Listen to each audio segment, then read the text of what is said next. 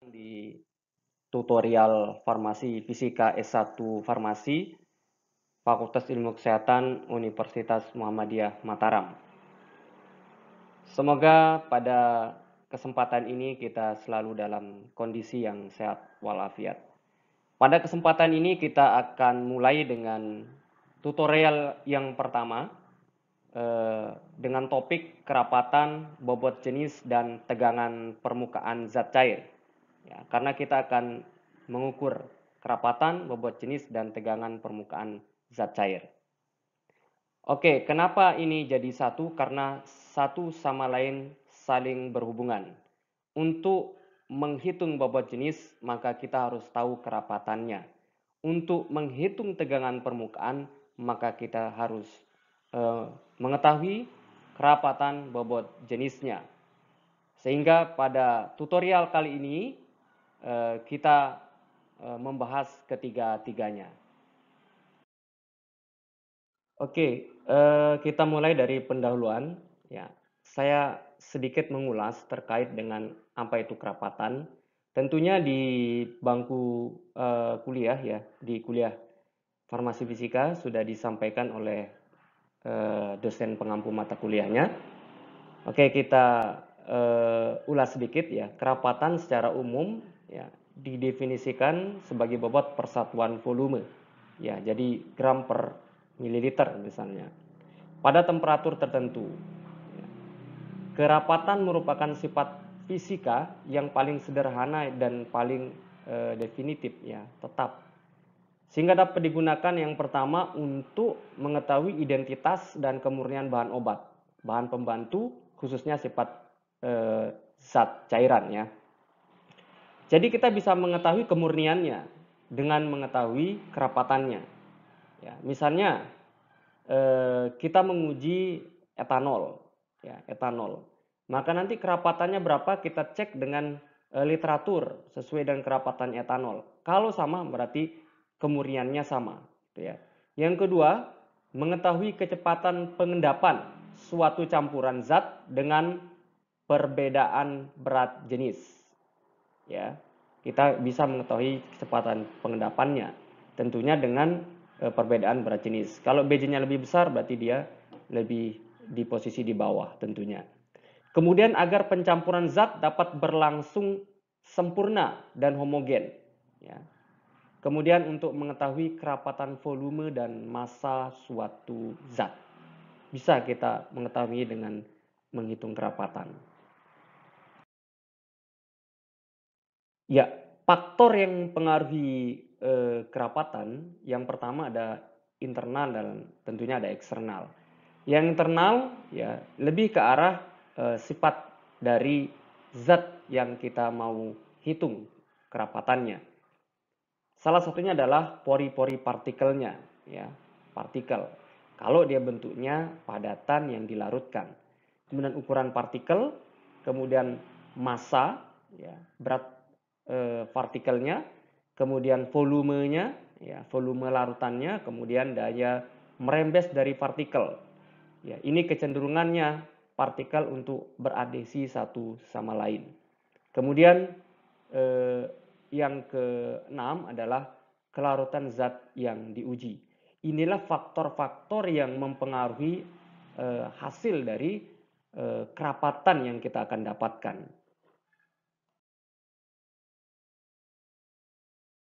Faktor eksternalnya ya bisa suhu ruangan, ya, suhu di mana dilakukan uji kerapatan.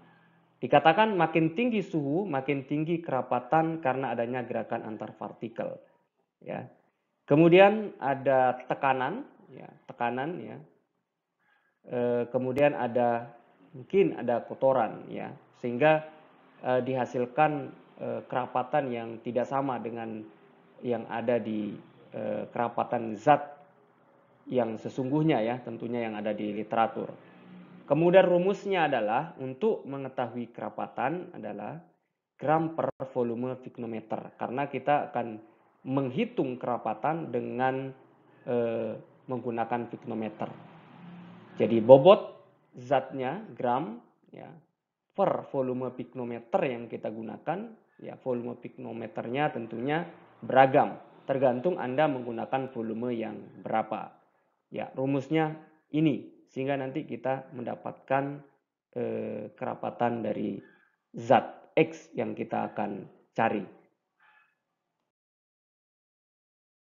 Kita lanjutkan dengan sub bobot jenis. Ya.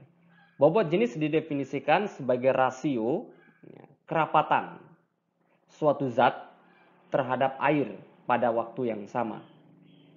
Jadi pada kesempatan ini kita akan menggunakan salah satu metode untuk menentukan bobot jenis, yaitu dengan alat piknometer dengan berbagai volume sesuai volume yang Anda gunakan.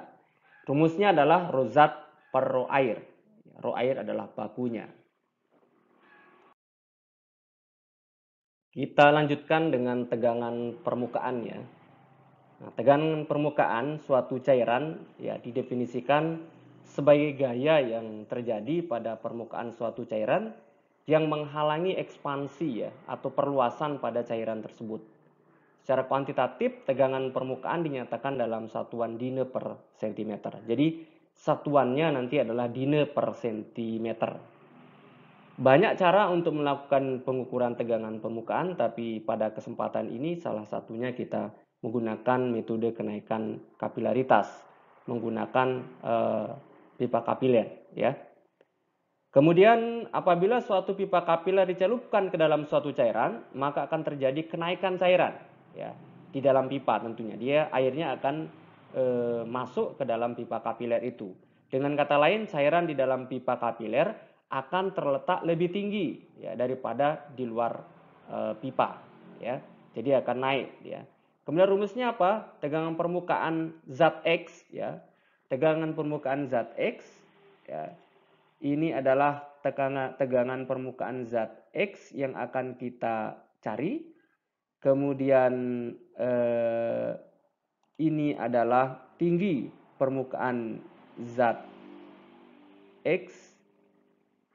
Kemudian ini tinggi permukaan air ya. Kemudian yang ini maaf saya ganti dulu. Yang ini adalah kerapatan zat X. Ini adalah kerapatan air ya. Kemudian yang ini adalah tegangan permukaan air. Ini nilainya sudah diketahui ya. Nah, inilah rumus yang kita gunakan untuk menghitung tegangan permukaan zat yang akan kita cari. Saya mulai dengan percobaan ini ya. Ini adalah kita akan menentukan kerapatan dulu dan bobot jenis. Ya, karena nilai inilah yang kita butuhkan untuk menghitung tegangan permukaan. Oke, alatnya adalah piknometer. Ya, ada banyak volumenya. Ya. Nanti pilihlah salah satu. Kemudian termometer untuk menghitung atau mengetahui suhu ruangan ya, sebelum percobaan dan setelah percobaan. Kemudian timbangan analitik untuk menimbang, baskom untuk merendam ya, merendam piknometer, kemudian pipa kapiler untuk kita menghitung tegangan permukaan tentunya, pipet ukur untuk mengambil volume, beker glass ya untuk ya wadah untuk mencampur misalnya atau melarutkan, kemudian ada spidol tahan air yang permanen ya untuk memberikan tanda pada pipa kapiler nanti. Kemudian kita mengukur tinggi dengan penggaris. Saya contohkan bahan yang akan kita gunakan ya. Ini agak sedikit berbeda dengan yang ada di diktat Anda. Ini sesuai dengan yang bahan yang ada di laboratorium ya. Kalau misalkan nanti bahan yang sesuai dengan diktat itu ada, maka Anda menggunakan. Ini hanya contoh ya, untuk memudahkan memahaminya. Ada air, kemudian etanol 96%, gula 1%, gula 2%, dan gula 3%. Jadi ini sama-sama gula tapi konsentrasinya yang berbeda, bobot per volume. Kemudian bagaimana cara kerjanya? Yang pertama adalah, yang pertama ini kita akan menentukan dulu kerapatan ya, kerapatan. Ya. Yang pertama kita lakukan adalah kita melakukan persiapan atau preparasi sampel ya. Kalau misalkan kita membuat taruhlah gula 1%, maka kita buat dulu ya, larutan gula 1%, bobot per volume. Kita ambil gula 1 gram, kemudian kita add-kan 100 ml, maka jadilah 1%. Ini adalah perhitungan biasa. Kalau Anda mau membuat 50 ml, maka gulanya 0,5 gram. Ya, ini ada perhitungan sederhana, saya kira tidak ada yang sulit. Kemudian kita siapkan tentunya piknometer ya, yang ada, misalnya yang volume 10 mili.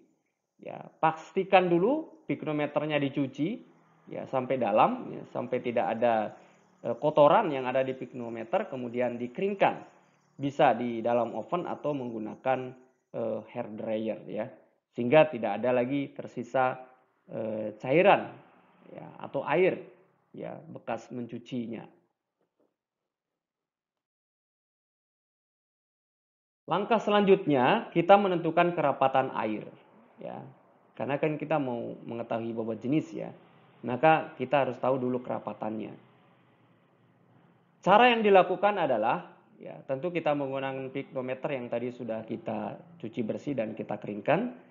Kemudian yang pertama kita awali dengan melakukan penimbangan ya. Penimbangan pikno kosong. Pikno yang sudah bersih tadi ya. Misalnya beratnya adalah ini ya, X gram. Misalnya ini adalah X gram. Ya, angkanya berapa tapi satuannya adalah gram. Kemudian kita isi pikno dengan air karena ini adalah kerapatan air. Kita isi pikno dengan air sampai penuh. Sampai penuh ya. Kemudian ukur suhunya dengan termometer. Ya, kita cukupkan termometer suhunya berapa. Ya, kita catat suhunya di sini, suhu ya, di sini. Kemudian tentunya baskom sudah kita siapkan ya, berisi es batu. Kemudian pikno yang tadi sudah kita isi air dan kita ukur suhunya, kita rendam di dalam baskom berisi es batu ini. Kemudian kita ukur suhunya sampai 2 derajat Celcius di bawah suhu tadi. Di bawah suhu tadi. Misal suhu di sini adalah 27 misalnya ya. Di sini. Derajat Celcius tentunya. Maka di sini suhunya harus 2 derajat di bawah ini. Maka 25 derajat Celcius. Misal. Ya, misal. Kemudian setelah 25, kemudian kita angkat piknonya, kemudian dilap bersih tentunya, dibiarkan sampai suhunya kembali ke suhu ini. Ya. 27. Ya, gitu ya. Kemudian selanjutnya kita timbang pikno plus air. Misalnya kita dapatkan beratnya adalah Y gram. Ya, maka kita bisa mengetahui kerapatan karena rumusnya adalah bobot per volume piknometer. Oke, selanjutnya kita menghitung kerapatan air. Ingat air, kita masih di air ya. Kita menggunakan rumus tadi ya. Sebelumnya kita harus mengetahui berat airnya sendiri. Tadi kita sudah menghitung berat air dan piknometer. Ya, kita umpamakan tadi adalah Y gram. Kemudian dikurangi X gram, ya. Ini adalah bobot dari piknometer kosong sehingga didapatkan nilai berat airnya sendiri adalah ini, 9,87 gram. Nah, dari sini kita baru bisa masukkan angka-angka ini ke dalam rumus ini, ya, ke dalam rumus ini. Rho air sama dengan gram per volume Picno. Saya umpamakan saya menggunakan Picno yang 10 ml. Ya. Maka 9,87 gram dibagi 10 ml sama dengan ini. Ya, sama dengan ini. 0,987 gram per mililiter. Dari sini baru kita bisa menentukan BJ air. Ya, secara teori BJ air 1. Kita akan buktikan. BJ zat air, rumusnya ini, rho air per rho baku. Bakunya adalah air, maka 0,987 gram yang kita dapatkan per mililiter dibagi 0,987 gram per mililiter, satuannya habis, angkanya 1. Ya. Inilah BJ air 1 dengan kerapatan 0,97 gram per mililiter. Oke, kita lanjutkan menghitung yang lain adalah kerapatan etanol 96%. Tadi air ya, ini sekarang etanol 96%. Ya, tentunya sudah disiapkan di laboratorium ya dengan konsentrasi 96%.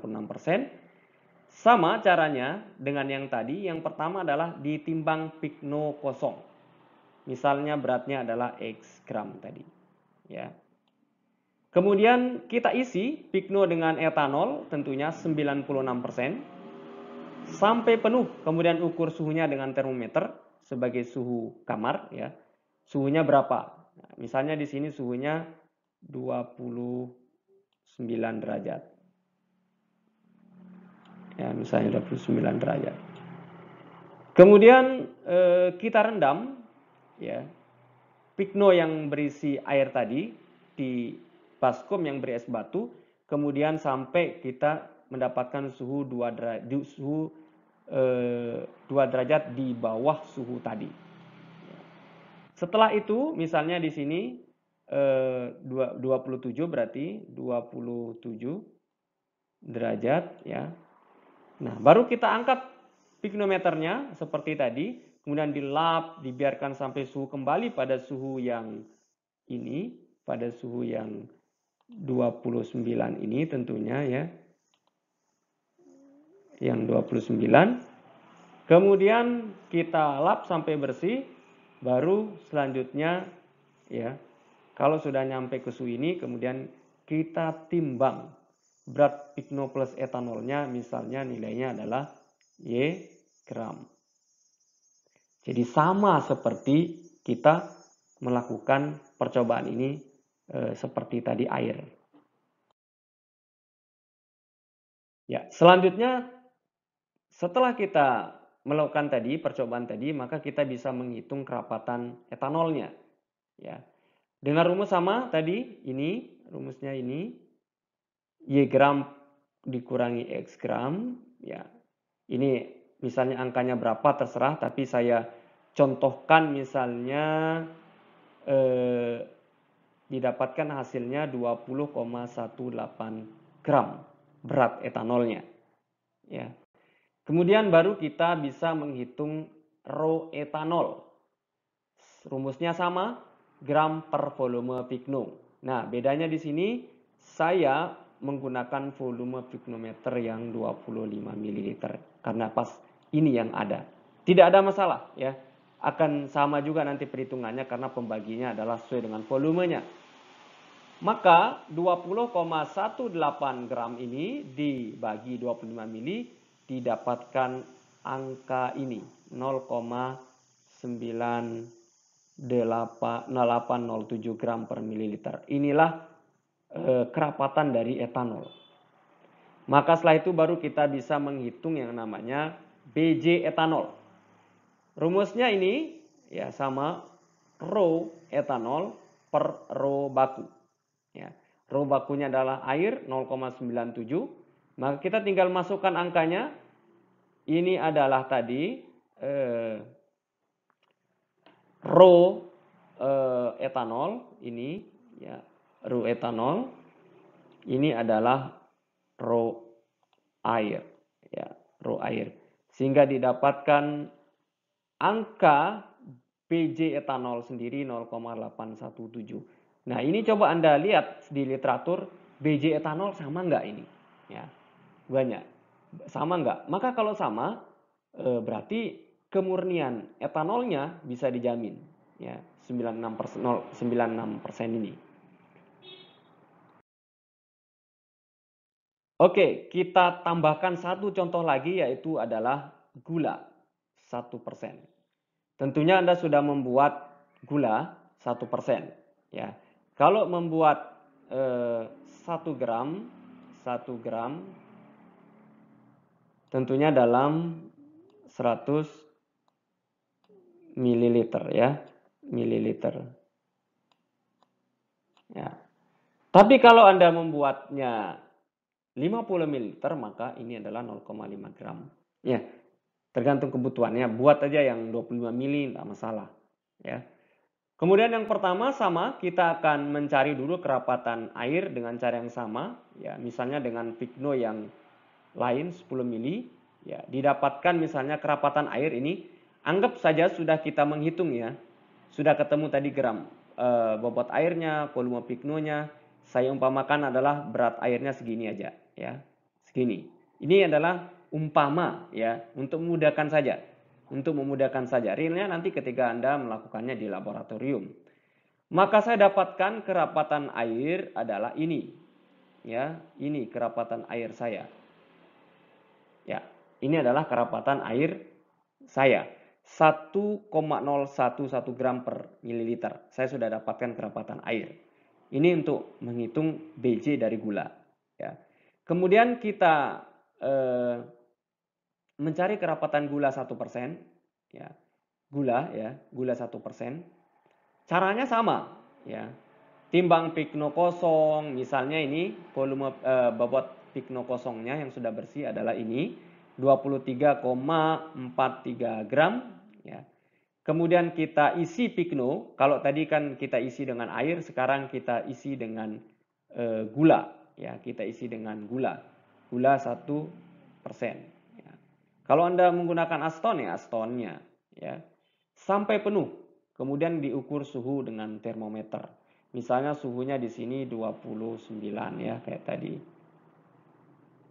Ya, 29 derajat Celcius. Kemudian setelah itu kita rendam sama ya, kita rendam sama langkah-langkahnya dengan yang tadi sampai suhunya berada di bawah suhu ini. Di bawah suhu ini 2 derajat. Berarti taruhlah misalnya 27 derajat Celcius. Nah, setelah itu kita angkat pignonya sama, kemudian kita bersihkan, kita biarkan sampai suhu awalnya, yaitu suhu ini. Gitu ya, 29. Baru kita timbang ya gula yang 1% ini berplus pignonya sehingga didapatkan berat dari gulanya sendiri. Ya, misalnya beratnya adalah 48,20 gram. Ini berat gulanya, ya, ini berat pignonya tadi. Sehingga kita dapatkan berat gula yang sesungguhnya adalah 48,20 gram. Maka baru kita bisa menghitung kerapatan dari gula 1%. Ya, zat ini adalah gula 1% ya. Nah, tergantung zat apa yang akan Anda hitung tadi. Ini kita contohkan ke gula. Berat gula sama dengan ini, berat pigno kosong dikurangi berat gula plus pigno tadi ya, sehingga didapatkan bobot dari gula itu sendiri adalah ini 24,77 gram ya. 24,77 gram. Maka baru kita bisa menghitung yang namanya kerapatan dari gula 1%. Dengan rumus sama gram per volume pigno. volumenya tadi kita umpamakan 25 ml, sehingga didapatkan angka kerapatan dari gula adalah ini 0,991 gram per mililiter. Ya, sama caranya. Ya, saya kira Anda pasti sudah paham. Nah, kalau kita sudah mendapat kerapatan, baru kita bisa menghitung bobot jenis. Coba kita lihat. Rumusnya adalah rho zat per rho baku. Ya, tadi rho air yang kita dapatkan ya di awal ya, yang tadi yang barusan kita hitung itu 1,011. Kemudian yang ini adalah kerapatan dari gula.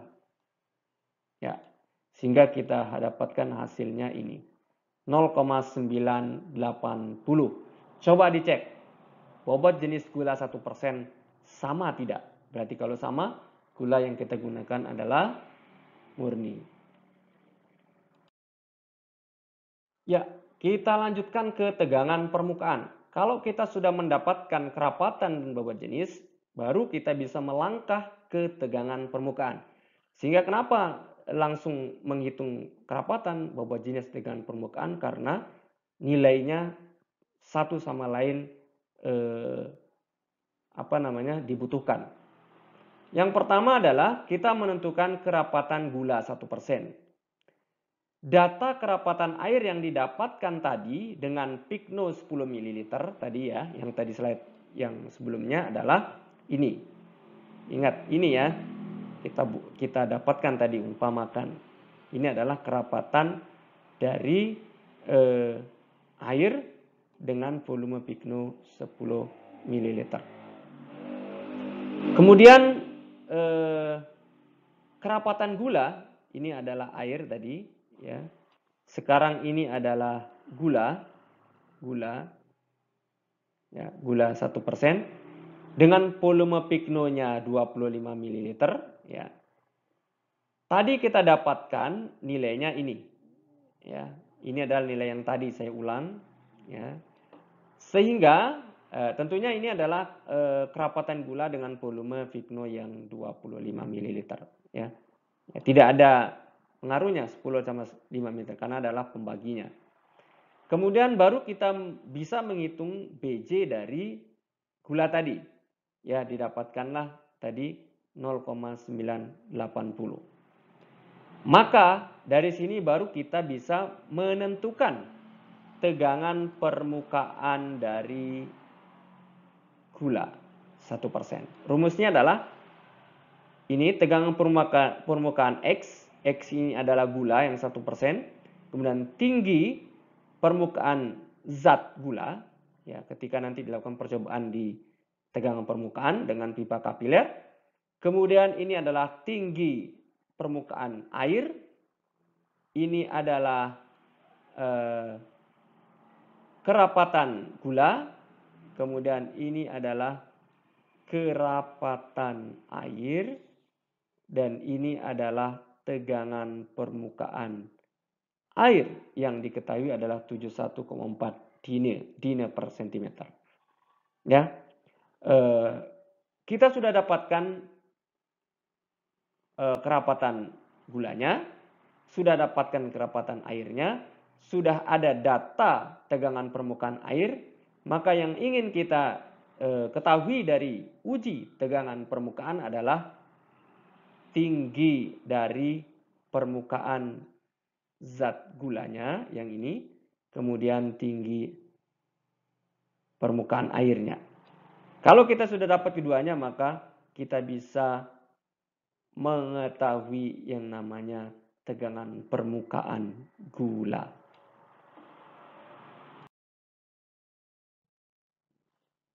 Oke, caranya bagaimana untuk mengetahui tinggi dari permukaan air dan gula? Kita melakukan percobaan. Yang pertama, sekali lagi, tadi alat-alatnya sudah kita siapkan. Kita membuat tanda pada pipa kapiler sekitar 2 cm dari ujung pipa kapiler. Jadi Anda hitung ya. Misalnya ini adalah pipa kapilernya ya. Pipa kapilernya gitu ya. Maka Anda akan menandai dari ujung sini ke sini, ya, misalnya 2 cm, ya, 2 cm dari ujung pipa. Kemudian ditandai ini dengan spidol, ya, seperti ini. Kemudian dicelupkan pipa kapiler ini pada bagian yang sudah diberi tanda tadi tersebut ke dalam larutan gula. Karena ini kan kita menggunakan gula, ya. Kita akan menentukan tegangan permukaan gula 1%. Kemudian ukurlah kenaikan pipa kapiler dengan penggaris untuk masing-masing konsentrasi. Kita ukur dari sini. Berapa tingginya? Ya, ini adalah tinggi. H, ya, ini adalah tinggi. Masing-masing konsentrasi. Ya, kalau air ya sama. Tinggi airnya berapa? Kemudian kalau gula ya tingginya berapa? H-nya berapa? Melakukan pengukuran kenaikan pipa kapiler dan pengukuran densitas terhadap air suling dan sampel. Air, ya, dan gula, ya, karena sampelnya adalah gula. Gitu, ya. Kemudian baru setelah itu dimasukkan ke dalam rumus, didapatkan tegangan permukaan, baru kita membuat grafik hubungan antara konsentrasi gula 1% dengan tegangan permukaan zat gula, ya. Kemudian kita hubungkan titik-titiknya seperti apa grafiknya. Nah, itu yang kita akan hasilkan di percobaan ini. Oke, kita permisalkan, ya. Setelah kita lakukan percobaan tadi, ya, khusus untuk gula dulu, ya. Setelah diukur, ya, setelah dicelupkan maksud saya ke dalam larutan gula pipa kapilernya, kemudian dibiarkan dia naik sampai stabil, kemudian dikeluarkan. Setelah itu diukur tingginya menggunakan penggaris, misalnya tinggi permukaan gulanya adalah 3,5 cm. Kemudian kita lihat tinggi permukaan pipa kapiler, ya, yang kita tandai tadi 2 cm di bawah dari ujung 2 cm ke bawah dari ujung pipa kapiler itu nilainya adalah 4,7 cm. Maka dari sini kita bisa mengetahui tinggi gula sesungguhnya. Ya, tinggi gula sesungguhnya berarti 4,7, ya, cm dikurangi tadi tinggi permukaan gulanya adalah 3,5 cm. Sehingga didapatkan tinggi gula itu sendiri adalah 1,2 cm. Kita sudah mendapatkan nilai dari tinggi gula yang ini. Ya. Sekarang yang belum adalah tinggi untuk air. Ya. Berapa? Dengan cara yang sama seperti ini yang harus kita lakukan. Ya. Kita tandai pipa kapilernya, kemudian kita celupkan ke dalam air, kemudian dibiarkan dia naik, kemudian dikasih tanda, kemudian diukur. Ya, ukurannya kemudian berapa sentimeter dikurangi dengan tinggi permukaan kapiler pipa kapiler tadi yang sudah diukur di bawah 2 cm di bawah ujung pipa kapiler tadi. Maka didapatkan nanti tinggi dari air. Kita umpamakan saja tinggi air, misalnya ini adalah 1,2 cm. Misalnya, ya, ingat misalnya ini, ya, semua angka-angka ini adalah permisalan. Ya.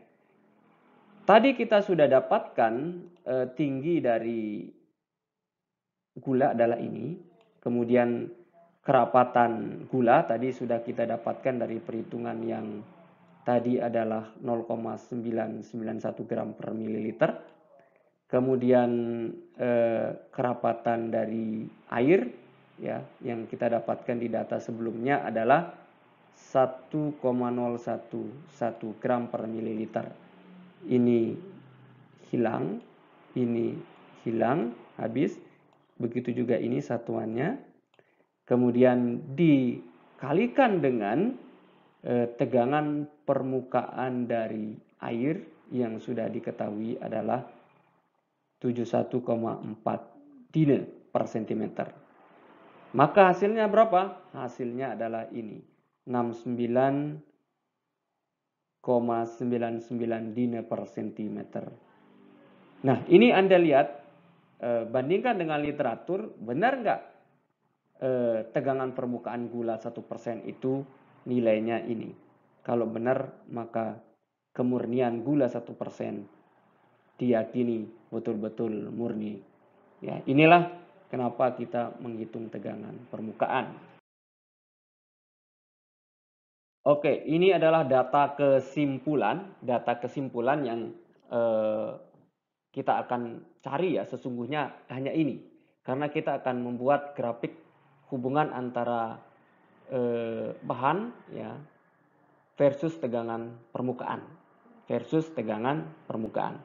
Jadi tadi kerapatan ini maupun BJ ini adalah data pendukung yang menentukan nilai ini. Ya. Kemudian kita masukkan air. Ya, rho airnya berapa? Masukkan ke sini. Etanolnya masukkan ke sini, gulanya masukkan ke sini, rho-nya. BJ-nya yang didapatkan itu berapa? Tadi masuk sini semua. Ya. Kemudian tegangan permukaannya juga dari hasilnya dimasukkan ke sini, ke sini, ke sini. Kemudian kita buat grafik hubungan antara bahan versus tegangan permukaan. Ya, kita lihat bentuk grafiknya seperti apa. Inilah data yang sesungguhnya akan kita cari, kemudian akan kita simpulkan dengan grafik ini.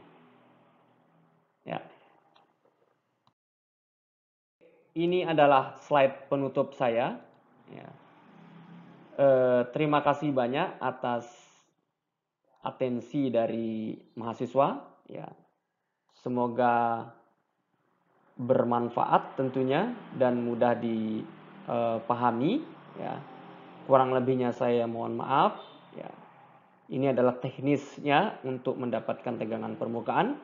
Teorinya lebih banyak, silakan nanti di bangku kuliah tentunya ya, di kuliah farmasi fisika. Saya kira itu yang bisa saya sampaikan. Kurang lebihnya sekali lagi saya mohon maaf. Terima kasih atas atensinya. Ya. Semoga bermanfaat. Assalamualaikum warahmatullahi wabarakatuh.